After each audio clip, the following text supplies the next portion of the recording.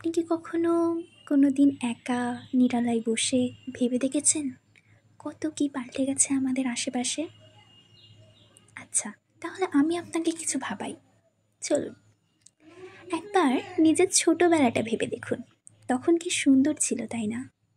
তখন ঈদ, পুজোর ড্রেস কেনার পর কেউ যখন আপনাকে জিজ্ঞাসা করতো, কিরে কেমন ড্রেস কিনলি, তখন তো বলতেন একটা ফ্রক কিনেছি পিঙ্ক কালারের, পুজোর সময় তোমাকে পরে দেখাবো কেমন। ফ্রেন্ডরা স্কুলে বলাবলি করতেন কার ড্রেস কী কালার, কেমন দেখতে, লং না শর্ট। তখন কিন্তু কোনোদিন বলেননি আপনার ড্রেসের দামটা।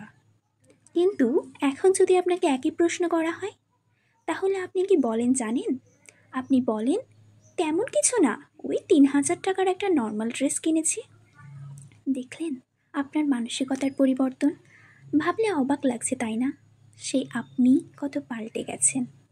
আপনাকে প্রশ্ন করা হয়েছিল কেমন ড্রেস নিয়েছেন, আর আপনি কি বললেন? তার দাম। যদি সাধারণ দৃষ্টিতে দেখি তাহলে এটা কি এমন, কিন্তু একবার ভেবে দেখুন, এমন ছোট ছোট অনেক পরিবর্তন যার ফলস্বরূপ আজকের আমাদের সমাজ।